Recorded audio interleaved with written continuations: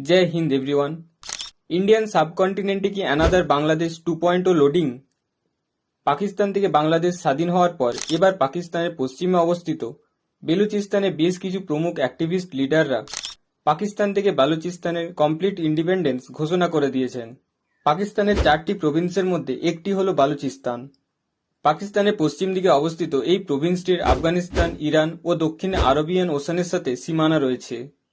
পাকিস্তানের গভর্নমেন্টের বালুচ মানুষদের প্রতি বৈষম্যমূলক আচরণ, বালুচিস্তানের রিসোর্সেস ব্যবহার করা সত্ত্বেও ডেভেলপমেন্টের নামে প্রতারণা, চীন ও পাকিস্তানের সিপিএসি প্রজেক্ট এবং অন্যান্য অর্থনৈতিক উদ্যোগে স্থানীয় বালুচ জনগণের বদলে চীনা ও পাকিস্তানের পাঞ্জাব প্রদেশের লোকেদের অধিক সুযোগ দেওয়ায় দীর্ঘদিন ধরে ক্ষুব্ধ বালুচরা। এর সাথে বালুচিস্তানে দৈনন্দিন পাক সেনার মানবাধিকার লঙ্ঘনে বালুচ মানুষরা অতিষ্ঠ হয়ে ওঠে। পাকিস্তানের রাজনৈতিক ও সামরিক ক্ষমতার কেন্দ্রবিন্দু মূলত পাকিস্তানের পাঞ্জাব প্রদেশে কেন্দ্রীভূত, যার ফলে অন্যান্য প্রদেশের মানুষের মনে বৈষম্যের অনুভূতি সৃষ্টি হয়েছে। সেখান থেকে নিজেদের ঐতিহ্য ও সংস্কৃতিকে রক্ষা করতে পাকিস্তানের হাত থেকে নিজেদের স্বাধীনতা দাবি করছে বালুচিস্তানের লিডাররা। বালুচিস্তানের জিওপলিটিক্যাল ইম্পর্টেন্স এর সাথে এখানে অধিক মাত্রায় ন্যাচারাল রিসোর্সেস থাকার জন্য এর ইম্পর্টেন্স খুব বেশি।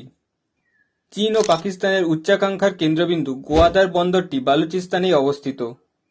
আফগানিস্তান থেকে ইউএস এর এক্সিটের পর ইরান, আফগানিস্তান ও পাকিস্তান এই অঞ্চলটিকে নিয়ন্ত্রণে রাখার জন্য ইউএস এর চোখ রয়েছে বালুচিস্তানে, এরকম বলা হচ্ছে। দিল্লিতে যেমন তাইওয়ানের Taipei economic and cultural centre রয়েছে, আর ভারত থেকে যেমন তিব্বতের গভর্নমেন্ট ইন এক্সাইল ফাংশন করে, তেমনকি এবার দিল্লিতেও ডেমোক্রেটিক রিপাবলিক অফ বালুচিস্তানের অফিস খোলা উচিত। আর ইউনাইটেড নেশনে কি ভারত বালুচিস্তানের স্বাধীনতার কথা বলবে? কমেন্টে জানাও তোমার মতামত। আরও আপডেট পেতে সাবস্ক্রাইব টু জ্ঞান ট্যাবলেট।